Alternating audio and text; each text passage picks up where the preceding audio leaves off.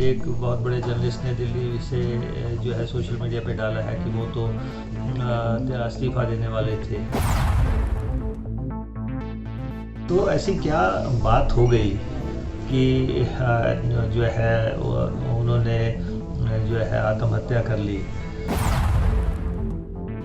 बेहतर रहेगा कि सरकार ही जांच के आदेश कर दे, रिक्वेस्ट कर दे, ताकि हकीकत जनता के दरबार में रखी जा सके।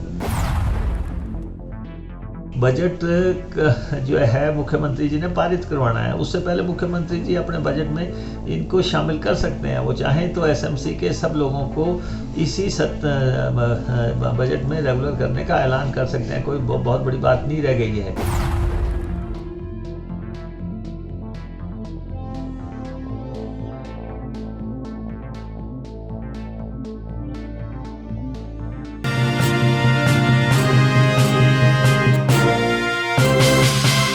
हिमाचल विधानसभा में आज प्रश्नकाल के समाप्त होते ही नेता प्रतिपक्ष मुकेश अग्निहोत्री ने सांसद राम स्वरूप शर्मा की आत्महत्या का मामला सदन में लाया।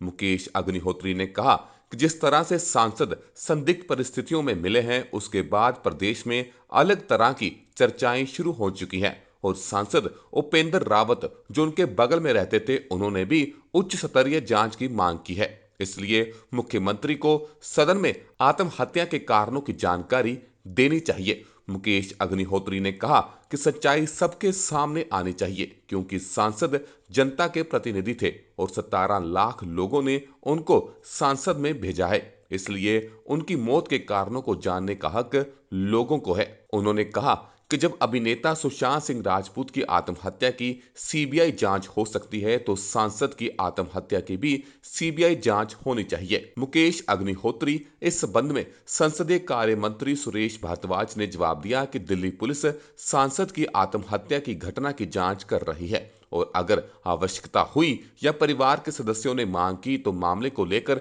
प्रदेश सरकार सीबीआई जांच की मांग करेगी।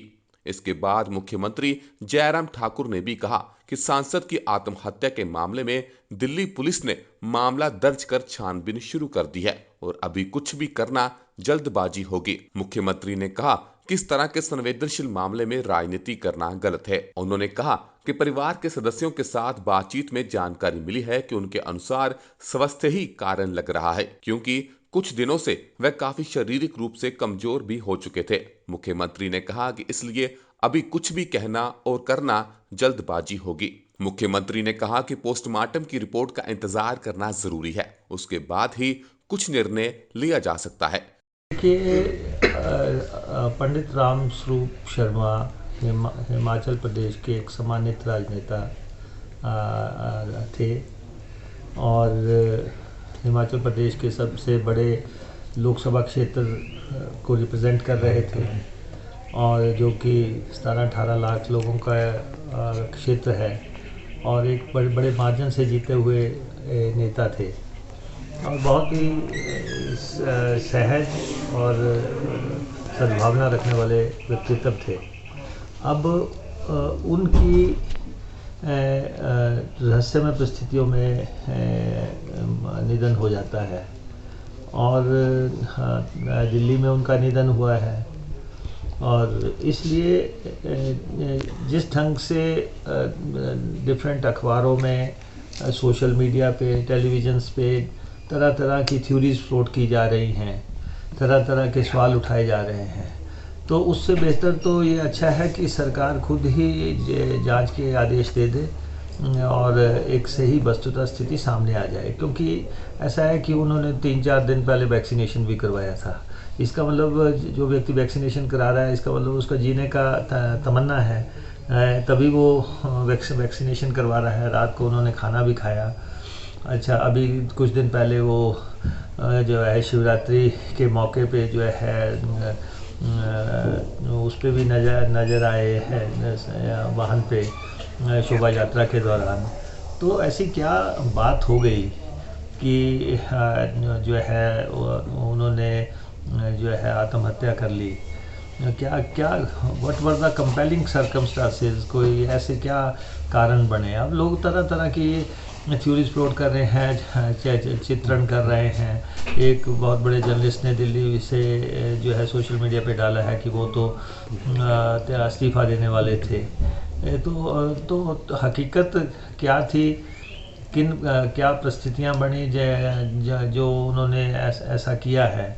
तो उसके लिए हमने कहा कि उनके पद प्रतिष्ठा को देखते हुए, स्थान को देखते हुए, वो प्रधानमंत्री मोदी उनको डायरेक्ट जानते थे, मुख्यमंत्री उनको डायरेक्ट जानते थे, मंडी से सरकार बने, मुख्यमंत्री बने, उसके पक्षधर वो व्यक्ति थे। लेकिन आज कई तरह की बातें कह रहे हैं कि सरकार के साथ भी उनके संबंध नासाज थे।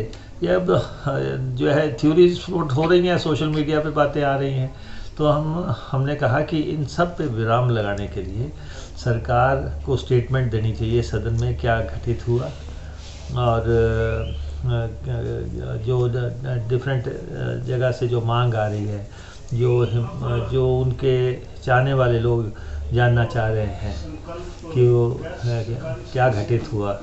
तो इसलिए हमने कहा कि सरकार, बेहतर रहेगा कि सरकार ही जांच के आदेश कर दे, रिक्वेस्ट कर दे, ताकि हकीकत जनता के दरबार में रखी जा सके। है ही नहीं है, हम तो खुद उनका सम्मान करते हैं। हम उनके सम्मान को, उनके परिवार को, उन्हें सम्मान में ठेस नहीं पहुंचाना चाहते। इसलिए हम तो बड़े अदब से बात कर रहे हैं, अदब से आग्रह कर रहे हैं कि क्योंकि वो अब किसी एक के करीबी तो थे नहीं, वो हिमाचल प्रदेश के बहुत लोग हैं उनको जानने वाले, जिन्होंने उनको वोट डाला है, जिन्होंने इतने बड़े मार्जिन से उनको जिताया है। सब लोग जानना चाहते हैं और कि उनके सांसद के साथ ऐसा क्या घटित हुआ है। तो इसलिए हमने बात की है और इसको अन्यथा लेने की ज़रूरत नहीं है। और इसीलिए हमने कहा कि पहले उनका जो है, हमने विधानसभा उनके सम्मान में स्थगित की है। कल उनका जो है राष्ट्रीय सम्मान, राज्य सम्मान के साथ उनका संस्कार हुआ है। उसके बाद जिस ढंग से सारा सोशल मीडिया भरा पड़ा है, अखबारें भरी पड़ी हैं, तो बेहतर रहेगा कि जांच हो जाए। असल में एसएमसी के मुद्दे पर प्रदेश सरकार राजनीति कर रही है कि कोई फैसला जो है देश की सबसे बड़ी अदालत से आ जाए और आप उसको इम्प्लीमेंट करने के तरीके जो हैं इस ढंग से ईजाद करें कि उनको जो है 1 साल की एक्सटेंशन दे दें, उनको रेगुलर करने की बजाय। ये गलत बात है। हाई कोर्ट का उनके खिलाफ फैसला आया, सरकार जो है सुप्रीम कोर्ट में गई, सुप्रीम कोर्ट में और वो जो प्रभावी लोग थे वो सब लोग सुप्रीम कोर्ट में गए। अब जब उन्होंने हाई कोर्ट का फैसला, हाई कोर्ट से फैसले को निरस्त किया गया और सुप्रीम कोर्ट ने उनकी सेवाएं यथा बहाल रखी।